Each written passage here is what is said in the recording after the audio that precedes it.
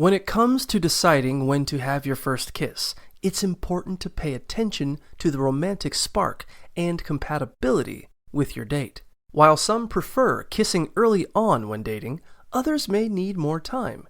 It's normal to wait if values or beliefs differ.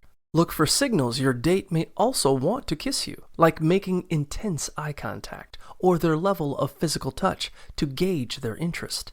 Make sure to kiss in a private setting for a special moment. Leaning in for a kiss signals your intentions, but always respect their choice if they pull back or don't respond enthusiastically. Asking for consent prior to a kiss is respectful, and expressing your feelings or desire to make a move can show confidence. If the connection isn't there after a few dates, it's okay to remain friends. Remember, no one should feel pressured into a kiss.